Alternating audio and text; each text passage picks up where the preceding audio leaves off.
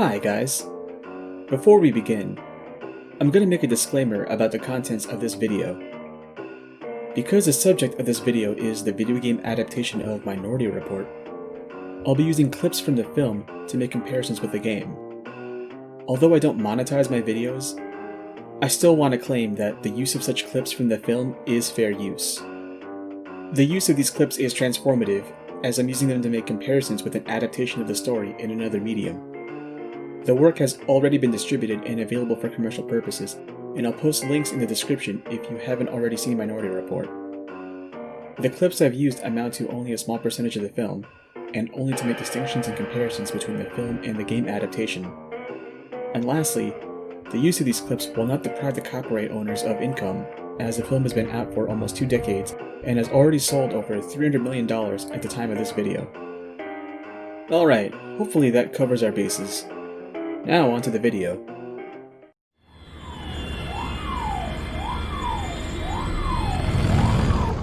Alright people, we've got a red ball situation here. Victim's name is Joe Gustafson. Killer is Andre Serena. Suspect runs a large catering facility, which is where the murder goes down in 37 seconds. Barry, what's our ETA? 30 seconds, Chief. Let's go save this guy's future.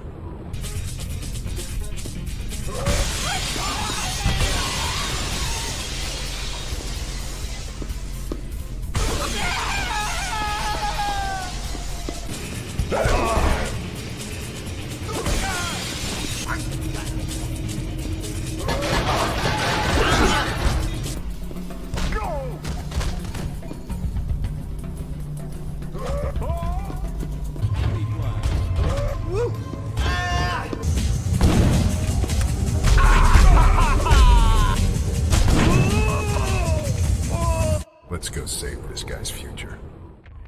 Something I miss about the PS2, OG Xbox era are movie tie-in games. Yeah, some are cash grabs that were meant to serve as another piece of advertising for a film, but there are some games that can stand out and have something unique. Minority Report, Everybody Runs, is definitely one of those unique games, for better or worse. Minority Report, Everybody Runs is a 2002 3D beat-em-up with some basic shooting mechanics and surprisingly well-developed jetpack controls. The best comparison to this game would be Bungie's Oni, in its gameplay and conceit. If you haven't watched Minority Report, it was a Tom Cruise vehicle couched in some speculative sci-fi about the legality of preventing crimes before they actually occurred, or pre-crimes as they're called in the setting. You play as John Anderton, the captain of the pre-crime division, and a staunch defender of its practices. We're here to take a little tour of your facilities. Everybody gets the same tour. In fact, there's some kids upstairs right now who are about to start. You misunderstand. I have a letter from the Attorney General granting me full access to pre-crime. She's concerned about your little operation going national without checking for possible flaws. There are no flaws, Agent Whitwer. We haven't had a murder in 6 years.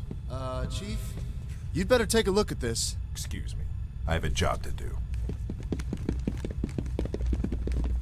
Although the game's version of Anderton looks and sounds nothing like Tom Cruise, Clancy Brown is really bringing his A-game to this job. You again. Time for a rematch, old man. Rematch? Why do losers always want a rematch? Loser? I've broken men twice your size. Yeah, and then you woke up. Just wanted an interlude here to drop some trivia. So Clancy Brown is doing the voice work for John Anderton in the Minority Report video game. Clancy Brown's biggest role in recent memory is Hank from game auteur David Cage's latest tour de farce, Detroit Become Human. The other big title that David Cage and his company Quantic Dream is known for is Heavy Rain, a story about an ensemble cast and the relationship to the activities of a serial killer. Now what does Heavy Rain have to do with Minority Report? Get ready, because I'm about to go full Pepe Silva on you. Whenever I'm experiencing a David Cage work, I like to play a game with myself that I call, Which films did David Cage watch as he wrote this game's script? Out of the 4 characters that are playable for the entirety of Heavy Rain, 2 of them are directly inspired by Minority Report. Special Agent Naman Jaden and Ethan Mars. Naman Jaden is an FBI agent sent to cooperate with local police concerning the Origami Killer, and he uses unorthodox methods to conduct his investigations.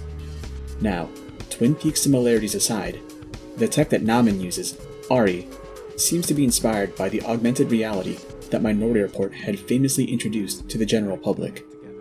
There's an emphasis on gloves and overlays with both titles. Prolonged use of Ari is supposed to cause headaches and other unexplained issues, which causes Nauman to rely on drugs to stabilize his condition. The over-reliance of these drugs has led to dependency. In Minority Report, one of John Anderton's character flaws is his drug dependence to cope with the loss of his son and separation from his wife.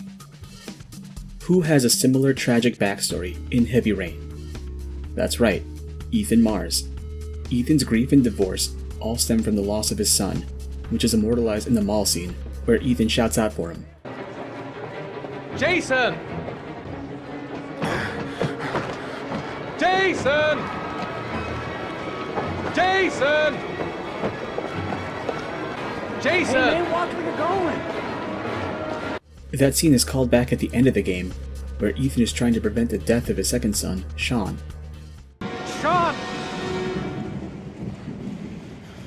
Sean! Sean! That name, Sean, is important. In Minority Report, John Anderton is shown reliving home videos of his late son, Sean. As he's reminiscing, he flashes back to when he lost his son at the pool, which is just as crowded and disorienting as the mall scene in Heavy Rain. Sean, I'm looking for my son. Have you seen him wearing a red bathing suit? Sean! Jason! I see him wearing a red bathing suit. Sean! Sean! Sean! I thought it was an interesting coincidence in casting that Clancy Brown is in a video game that's made by developers who made another video game, partly inspired by a film that happens to have a video game adaptation featuring Clancy Brown. Okay, back to the video. Something I've always liked about the 6th generation of video games is separate training levels. They're great if you haven't played a game in a while and need to sharpen up your skills before really diving in. A Minority Report provides a thorough training session on basic controls and jetpack movement. Here you will learn the basics of controlling your jetpack in flight. Let's start with the simplest part of all, turning the jetpack on.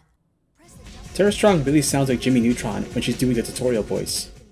Experiment by flying around the room for a few moments. Combat is mostly melee, with quick and strong attacks. You can chain attacks together to create combos and mix them up with throws. It's similar to Oni, with the exception that throws are their own separate button, instead of Oni's command throws, that require you to press forward against an enemy at the same time as you press either attack button. Blocking also requires a button press, instead of standing still in Oni to auto-block. You can do sweep attacks by crouching and doing a strong attack, and if you're running and then go into a crouching attack, John will slide tackle enemies and knock them off their feet. Holding L1 brings up whichever weapon you have equipped. John will lock onto the nearest enemy and can switch between targets with the flick of the right stick. This will become a problem later in the game. Whereas Oni's controls have aged well over the years, Minority Report's combat feels stiff because of the strict timing between attacks to chain combos. You have to count the inputs in your head if you want to make use of the combos. Later enemies aren't as susceptible to simple leg sweeps and can hop over them like they're psychic. But none of this matters because I'll let you in on the real secret to Minority Report's combat. Lead everyone to the balcony, knock everyone flat on their asses, and throw them off.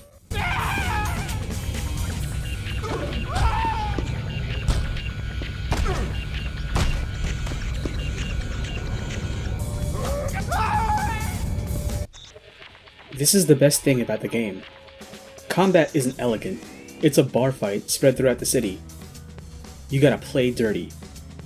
Knock down everyone in a crowded area and repeatedly slide tackle them to death. Use a concussion rifle that was shown for like 3 seconds in the film.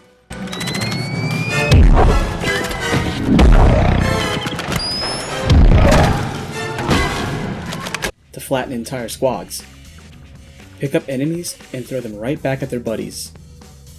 If the game went on like this forever, it would be fantastic. Sadly, Minority Report has no sense of restraint when it comes to providing a balanced challenge.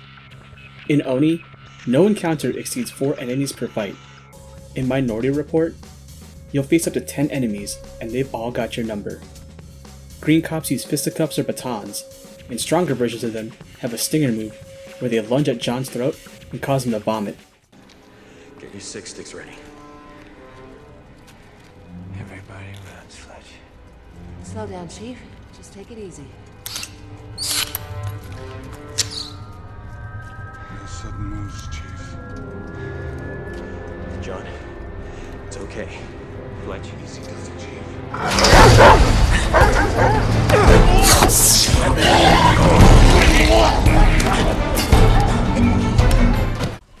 Blue cops are beefier versions of green cops. Red cops use firearms on you, and they're mixed in with the melee troops, so they're a top priority for every fight. Yellow cops use spider drones that can cause damage over time, and some even have explosive versions. Although it's possible to fight every single enemy that comes your way, at some point, like the game's subtitle says, everybody runs. Hey, don't do this. John, don't run. You don't have to chase me. You don't have to run. Everybody runs, Fletch. You're gonna have moments where you're way too overwhelmed and need to make a break for the nearest health pickup or the level's exit. This is where the lock-on can kill you. It's tempting to use a grenade launcher at faraway enemies, but there will always be people directly in your face who'll eat that explosive and catch you in the blast. It'd be nice if the game had a free aim mode to let you have more control for explosive attacks. There are set pieces in the game that will kick your ass and you won't be ready for them the first time you play the game. There's a defend the point set piece at a nightclub that's set in the mall for some reason. If you're not picking up every weapon in the level at the start and keeping an eye on the cops from destroying the front door, it's a guaranteed game over. Another set piece requires you to jetpack through a sewer level with poison gas slowly eating through your health. Although the game is generous with the health pickups in that level, the first secret in that level is deviously placed above the instant death pit. There are currents that are flowing from the pipes that can incapacitate John if he flies through them, and it's going to knock you into that same current that'll drag you into the death pit. I died 26 times in this level just to get that secret. The game's difficulty spikes hard and unexpectedly, only to mellow out in later levels until things ramp up again. The levels are short and broken up into 40 chapters. You can tell this is an early PS2 game because it has to load cutscenes separately from gameplay sections. Some levels are too large for the PS2 to render, which makes you feel like you're playing Silent Hill at times. I personally don't mind how they're broken up because it allows for bite-sized play sessions.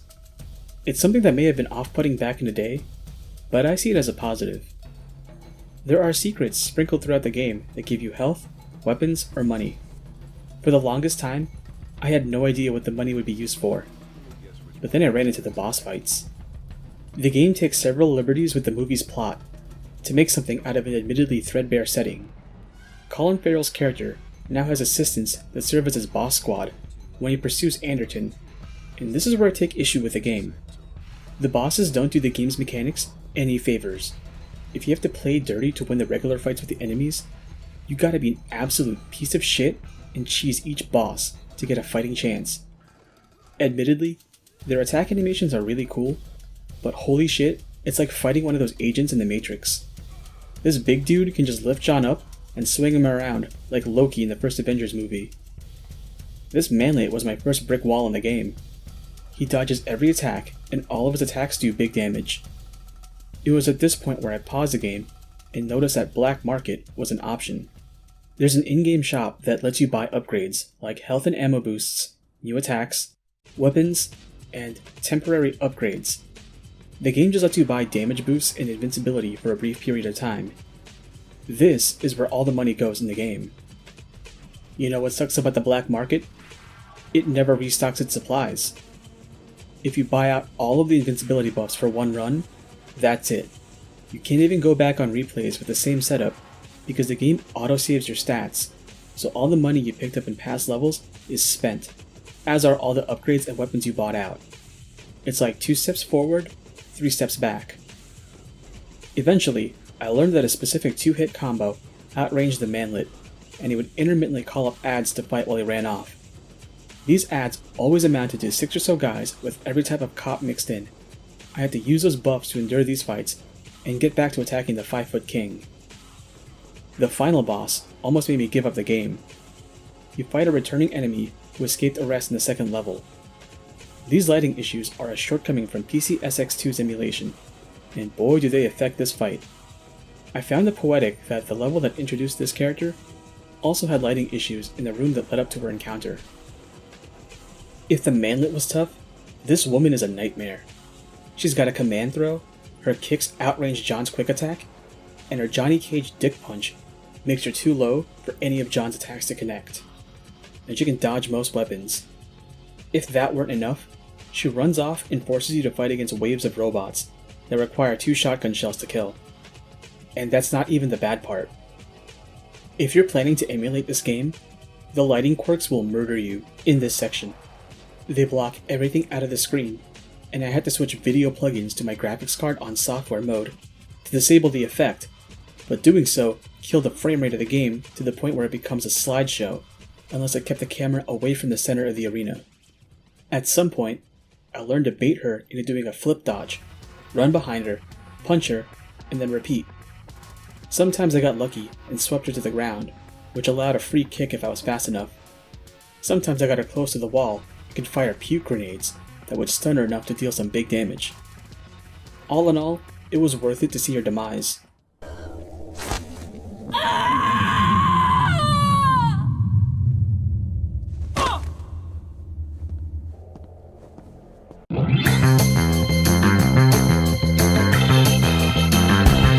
The game's credits are cute because they model some of the staff as prisoners set in cryo storage, and they even got Clancy Brown to do this Mr. Krabs line at the end as an Easter egg. Ah, the perfect ending to a perfect day! Beating bosses unlock their Arena of Pain levels, which are even more brutal than the base game. Fighting Colin Farrell's character means fighting endless spawns of the guy as he fires grenades at you. Is Minority Report Everybody Runs good? Yes, for the first third of the game. The combat, although stiff, can be fun and entertaining, but the game itself has no sense of restraint as the campaign progresses, and the boss fights don't play into the game's strength, which is the ability to yeet every enemy in the arena.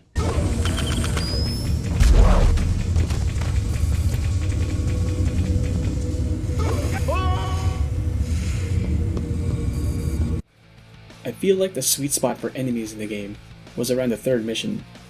I can see some enemies having the ability to jump over sweeps, but the total number of enemies per encounter has to be toned down in later fights. If the bosses are going to be this tough, then they shouldn't have ads to back them up. And the shop needs to be reworked so that the stock for weapons and temporary upgrades replenish. I'd say the first few levels of Minority Report, Everybody Runs, are worth playing, but I can totally understand if someone decided to jump off the game once the difficulty spikes.